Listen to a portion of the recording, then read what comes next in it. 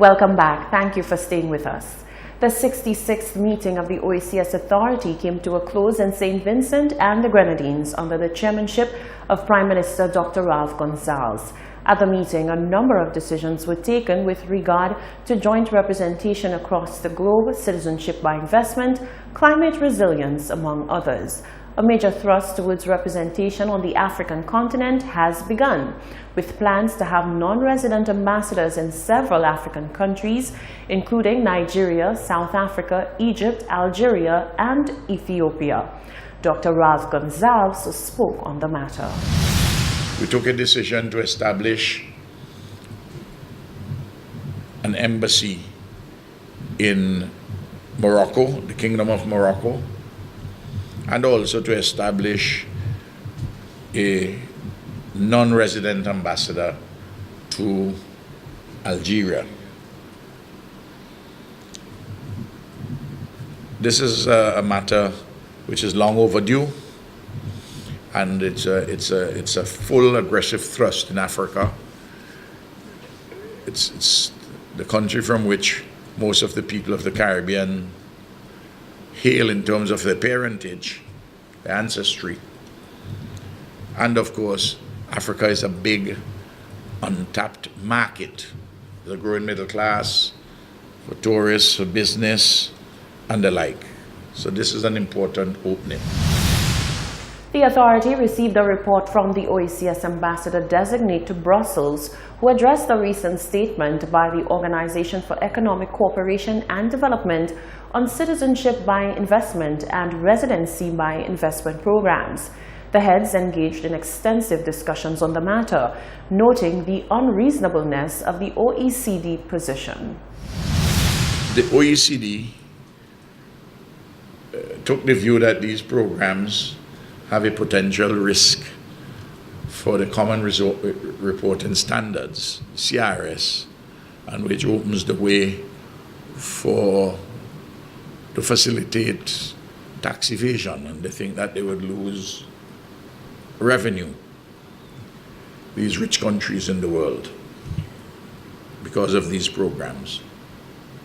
Well, we had a long discussion, and all the arguments are being marshaled to make sure that we take aggressive steps to show the unreasonableness of the OECD position.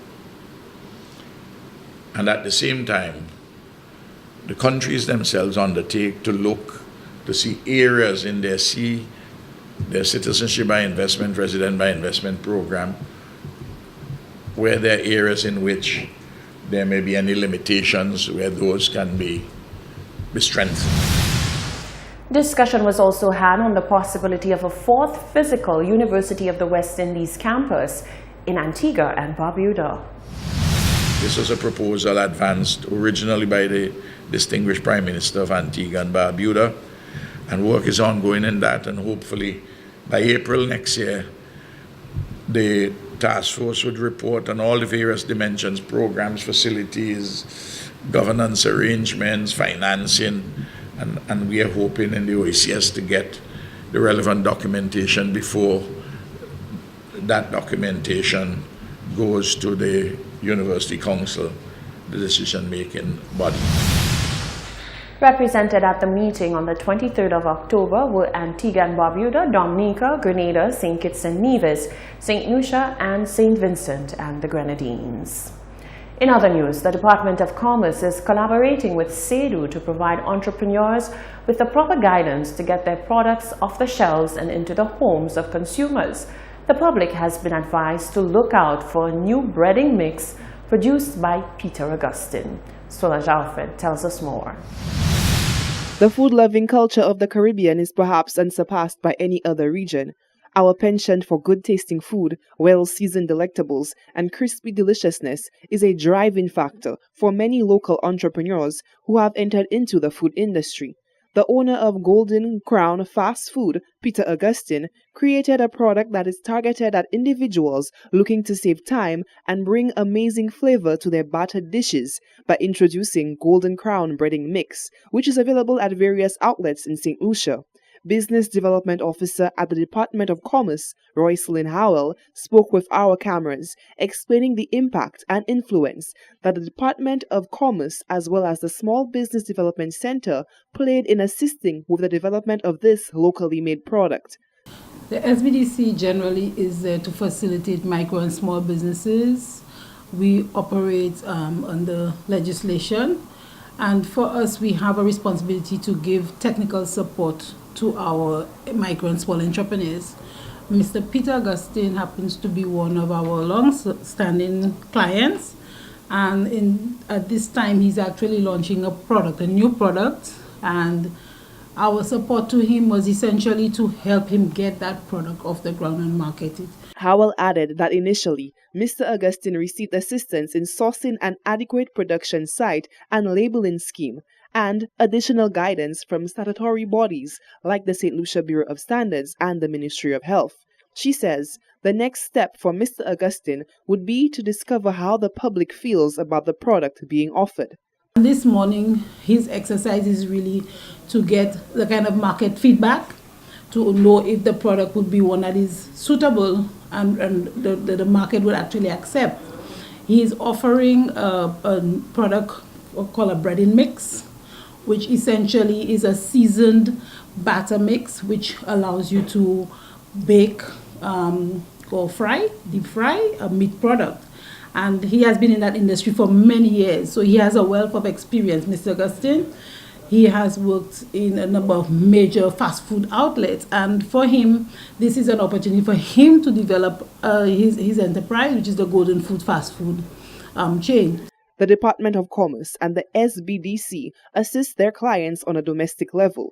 Collaborating with other government agencies, their aim is to ensure that the products developed are of adequate standards and can meet the high demand of a growing society. Reporting for Hot 7 Nightly News, I am Solange Alfred. Has the love for traditional Journée Creole died? Well, this is the question that has left the masses split, as Rochelle Gonzalez found out when she took to the city's streets to pose this question to members of the public.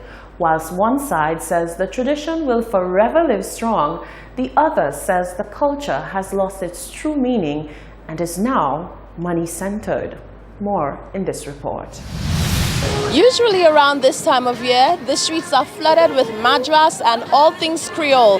However, over the past few years, the numbers have declined, and though the colors still exist, they're few and far between.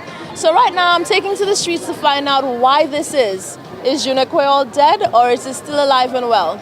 It wasn't too long before I met Tobia Eugene, who seemed to think Journée Creole is a thing of the past. The thing is, we go out of our tradition. Journée Creole is not madras. Journée Creole is floral. Sac, that's what we knew. Domestic, that's what we knew. There's no Journée Creole anymore. It's Journée L'Argent, chicken and rum. There's nothing Creole about Journée Creole anymore. Meanwhile, Vincent Frederick, also known as Dr. Secret, had a different opinion about Journée Creole, saying it still is and forever will be a staple in St. Lucia's culture. Whilst he agreed that it has faltered in recent years, he believes it is slowly picking up again. Journée Creole c'est jour moun supposé apprécier ça gon aïel nous manière yo de vivre manière yo de faire longtemps. Mais moi trois pays nous n'y abot en haut 50% qui a tombé date qui malgré moi yo ka fait bon effort pour vivre mener monter. Mais en pile moun ka juste garder ça comme un gros bazar. Because depuis quoi mon ka vendre manger dans ces bails plastique ça. Vous comprenez on est toys maman on est ballon. Ça c'est bagay bazar. Vous comprenez? Mais c'est moun nan qui a sauvé ka bay moun manger. Nadi yo soué yo pas ni pièce qualité, soué depuis yo en pot et ben plastique, maka vendre maka acheter rien from yo.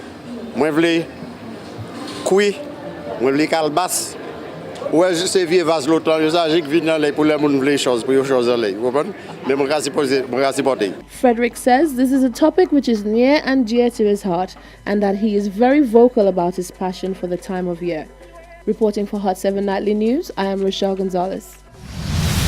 Thank you, Rochelle. Education Minister Dr. Gail Rigobert has expressed grave concern over what has been described as significant mold infestation at the Babono Secondary School and has announced that additional resources will be allocated to deal with the problem. The school, which shut its doors on Wednesday, will remain closed to facilitate rehabilitation and mold removal work. Dr. Rigobert explained that the school was among institutions earmarked for comprehensive rehabilitation, and regrettably, some of the work started late, and in the process, ministry officials observed other problems such as significant mold issues, which now require the intervention of a mold expert.